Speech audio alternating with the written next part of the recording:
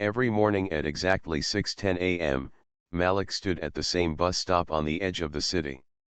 The shelter was old, its glass scratched with years of careless marks, its metal bench always cold no matter the season. Rainwater pooled near the curb, reflecting the grey sky above England's familiar colour, the kind that seemed permanent. Malik stood tall anyway. He wore the same dark jacket he'd owned for years, carefully brushed, the zipper always pulled halfway up. His backpack rested neatly at his feet. Headphones covered his ears, though no music played. He'd learned that silence was sometimes safer than sound. Silence didn't attract attention. But attention found him regardless. People glanced at him, then quickly looked away. Others stared a moment too long, their eyes scanning him as if searching for a reason to be afraid. A woman shifted closer to the bus door when he stepped forward. A man frowned openly, his lips tightening as though Malik's presence was an inconvenience. No one said a word. They didn't have to. Malik had grown up understanding looks. Looks could accuse without evidence. Looks could judge without conversation. Looks could tell you exactly where you stood in the world. And in their eyes, Malik stood below. The bus arrived with a tired hiss. Malik boarded last, tapping his card politely. The driver barely acknowledged him. He took an empty seat near the back, shoulders relaxed, hands folded. Across the aisle, a teenage boy stared at him, then whispered something to his friend. They laughed softly.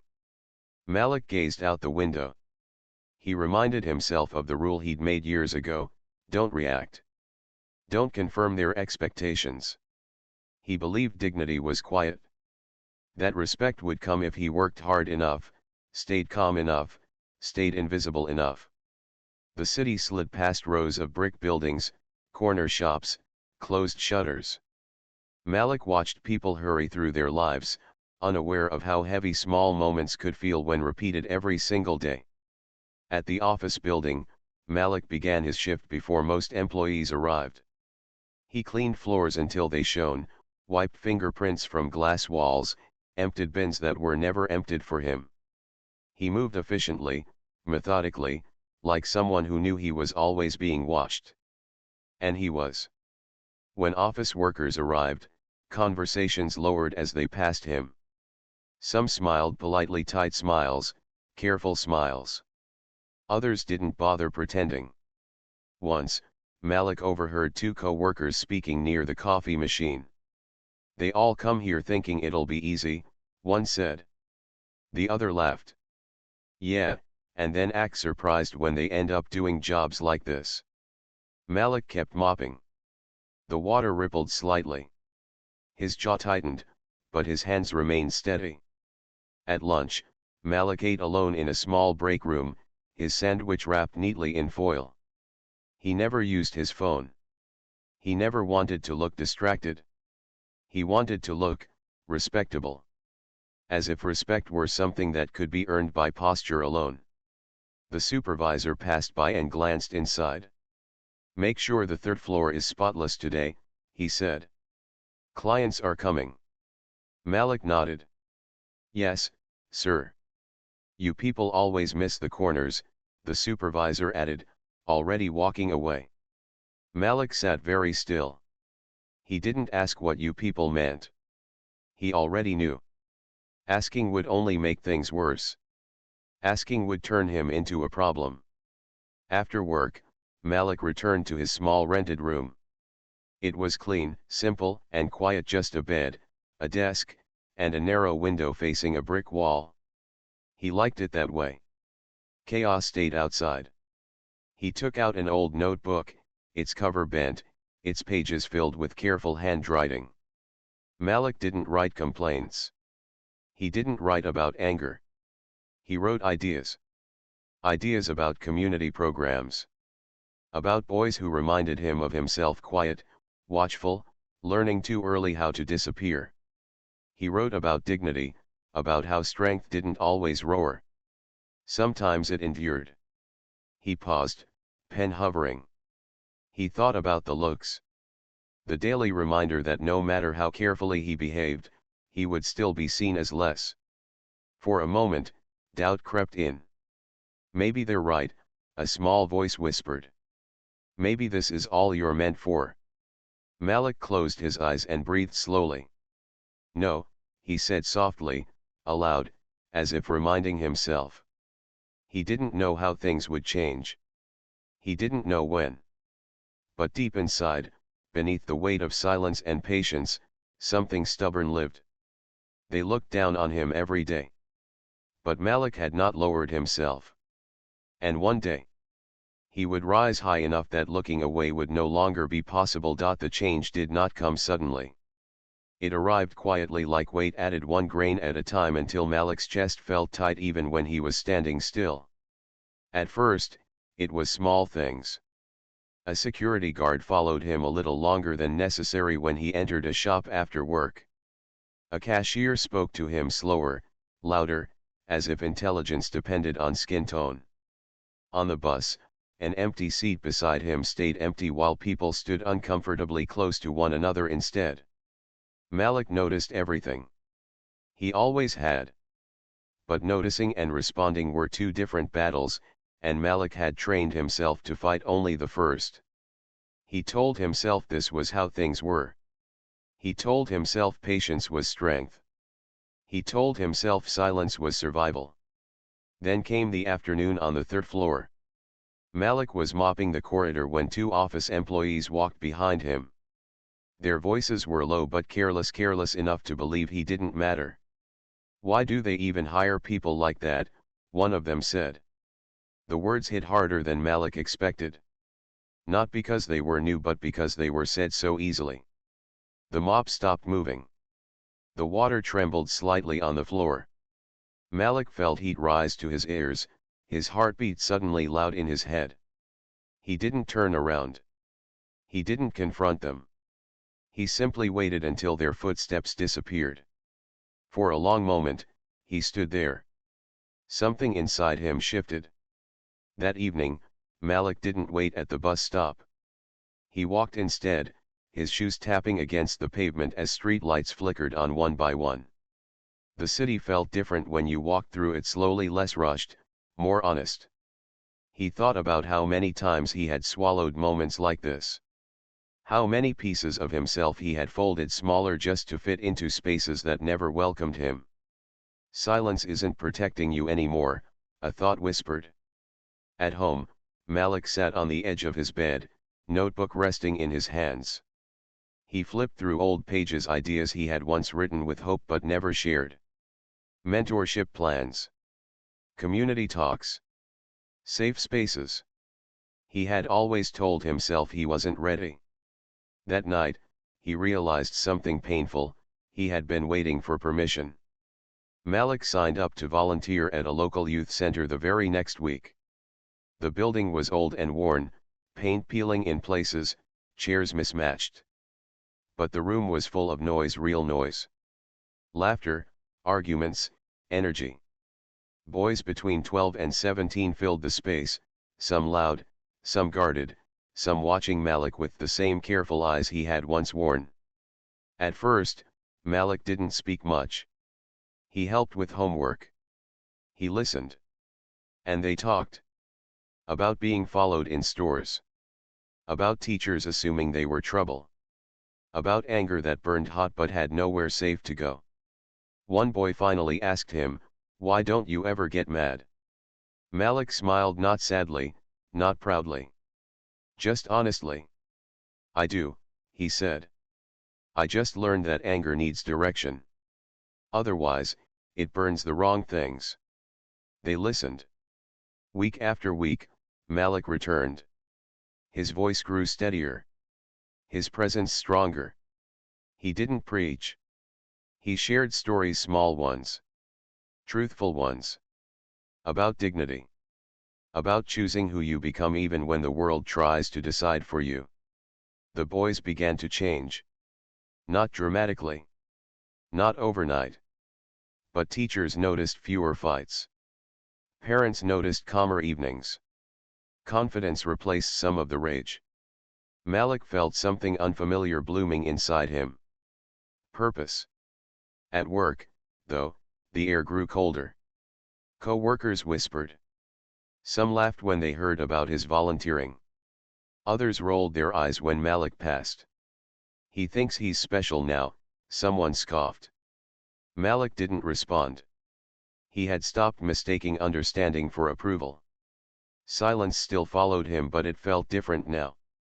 He wasn't hiding in it anymore. He was choosing when to speak. And the more he spoke outside those office walls, the heavier the silence inside them became. The world had looked down on Malik for years. But now, quietly, steadily, he was beginning to stand success as a way of disturbing people who are comfortable with things staying exactly as they are. Malik didn't think of what he was doing as success.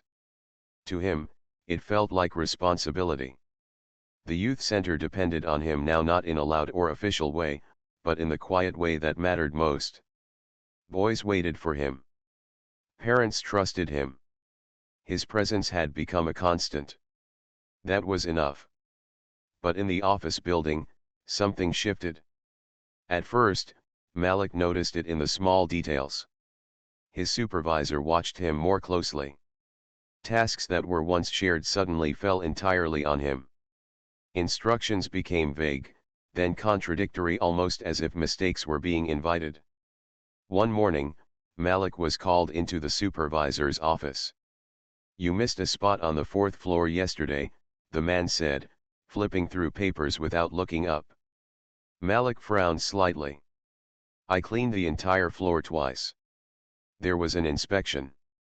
"Well," the supervisor replied, finally meeting his eyes, "someone complained." Someone always complained. From that day on, Malik's name began appearing on reports. Minor things. Late by 2 minutes. A bin not emptied quickly enough. A window with a faint streak. Things others did every day without consequence. The tension followed him like a shadow. Then came the article. It wasn't big. Just a short piece on a local website about the youth center and its mentorship program. Malik's name appeared once, quoted briefly. A photograph showed him standing among the boys, listening, not speaking. He hadn't even shared it. But someone at work saw it. That afternoon, Malik found 2 co-workers whispering near the lockers. They fell silent when he approached. One of them smirked. "Didn't know we had a celebrity," he said. Malik kept his expression calm. "I just volunteer." The smirk widened. "Sure you do." A few days later, the supervisor called him in again. "Some equipment was damaged last night," he said. "And you were the last one on that floor." Malik's stomach tightened. "I didn't touch anything." The supervisor leaned back in his chair. "This doesn't look good, Malik. You already have a reputation." Malik felt something rise in his chest, not anger, not fear, but clarity. "What reputation?" he asked quietly. The room went silent. The supervisor's jaw tightened. "Let's not make this difficult." But it was already difficult. It always had been. Malik was dismissed at the end of the week. No apology. No investigation. Just a polite explanation wrapped around an unspoken truth. As he walked out of the building for the last time, Malik felt the old doubt return, heavy and familiar. The voice he thought he had silenced whispered again. "This is why you don't stand out. This is why you stay quiet." For 2 days, Malik didn't go anywhere. He stayed in his room, staring at the notebook on his desk. The pages felt heavier now. Useless, maybe. Dangerous, definitely. Then there was a knock at the door. It was one of the boys from the youth center. Then another. And another. They stood awkwardly in the hallway, holding folded papers, drawings, handwritten notes.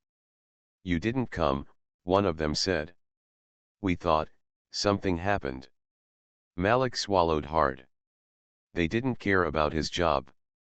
They didn't care about his title. They cared that he showed up. Parents called. An organizer from the center asked if he could help run more workshops, paid ones. A local community leader offered temporary work.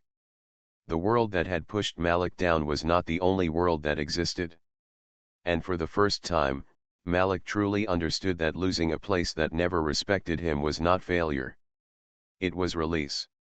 They had tried to push him back down. Instead, they had pushed him forward. Malik never planned to become visible. Visibility had always felt dangerous, like stepping into a spotlight that only existed to expose flaws. For years, he had survived by blending into the background, by making himself smaller in rooms where he was already judged as too much. But after losing his job, something changed. He no longer had anything left to protect. The youth center asked him to lead a weekend workshop. Then another. Parents encouraged him to speak openly about what the boys were facing, not in anger, but in truth. Malik hesitated at first. He worried his voice would shake. That his words would come out wrong. They didn't. When Malik spoke, he didn't raise his voice. He didn't accuse. He told stories. He spoke about being followed in shops. About silence that was mistaken for guilt. About how dignity could survive even when respect was withheld. He spoke about boys who learned too early how to brace themselves against a world that expected their failure. People listened. Some crossed their arms. Some shifted uncomfortably in their seats. But others leaned forward, as if hearing something they had always sensed but never named. Invitations followed. A community forum. A church hall. A small university classroom. Malik wore the same simple jacket each time, his hands steady at his sides. He didn't try to impress anyone. He tried to be honest. "I'm not here to be angry," he told one audience. "I'm here to be clear."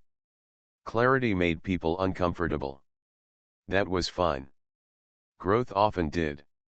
Online, clips of his talks began to circulate, short videos recorded on phones, shared quietly at first. Comments appeared beneath them. Some kind. Some cruel. Malik read none of them. He had learned that not every voice deserved space in his head. What mattered were the messages he received privately. From young men who said they felt seen. From parents who said their sons were speaking differently, now standing straighter. From teachers who admitted they were rethinking their assumptions. Then came the invitation that made Malik pause. A local council meeting wanted him to speak. He sat with the letter in his hands for a long time. This wasn't a room that welcomed people like him. This was where decisions were made by people who had never waited at his bus stop, never felt eyes weigh them down before sunrise. Still, Malik said yes. The day of the meeting, he stood outside the building and breathed slowly. He thought of the boys at the center. Of the notebook on his desk. Of the version of himself who once believed silence was safety. Inside, the room was bright and formal. Suits. Papers. Careful language. When Malik's turn came, he walked to the front and stood still. "I'm not here as a statistic," he began. "I'm here as a witness." He spoke about patterns. About respect. About how communities lose potential when they mistake quietness for weakness and difference for danger. No one interrupted him. For the first time, Malik noticed something strange and powerful. They were looking at him. Not past him. Not down at him. At him. When he finished, the room was silent, not the heavy silence he had always known, but a thoughtful one. The kind that meant something had landed. Malik left the building with his head high, not because he had won, but because he had been heard. The world that once refused to see him now had no excuse. He was standing where they could see him. And he was no longer stepping aside. Malik did not wake up one morning to applause. Change rarely arrives that way. Instead, it came in small moments that slowly rewrote the shape of his days. A message from a teacher asking for advice. A parent stopping him on the street to say thank you. A young man from the center telling Malik he had applied to university because, for the first time, he believed he belonged there. These moments didn't make headlines. They made roots. The youth center grew. What had once been a worn building with peeling paint became a place of possibility. Mentorship sessions expanded. New volunteers joined, men and women who had listened to Malik speak and felt something shift inside them. Malik still wore the same jacket. Still took public transport. Still listened more than he spoke. But the way people looked at him had changed. At first, Malik noticed it at the old bus stop. One morning, a man nodded at him, not cautiously, not suspiciously, but respectfully. A woman asked if the seat beside him was free and sat down without hesitation. These were small things, almost unremarkable. Yet Malik felt the weight lift. Not because the world had suddenly become fair, but because it had been forced to recognize his humanity. One afternoon, Malik was invited back to the office building where he had once cleaned floors. A diversity committee wanted him to speak to staff. The irony was not lost on him. He walked through the same glass doors he had once entered before sunrise. This time, no one rushed past him. No one pretended he didn't exist. As he spoke, Malik didn't shame them. He didn't remind them of what they had taken from him. He reminded them of what they could still choose to become. After the talk, the former supervisor approached him, awkward and quiet.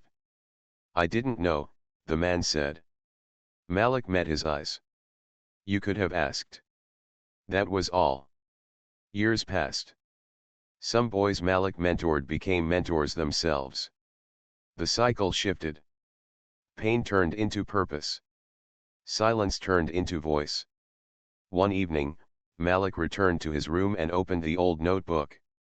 Many pages were filled now, plans realized, names written proudly, ideas brought to life. He added one final line. "Dignity grows when it is shared." Malik closed the notebook and looked out the window. The city lights reflected back at him, not harsh, not distant. They had looked down on him every day. Until one day, without shouting, without bitterness, without losing himself, Malik stood tall. And the world looked back.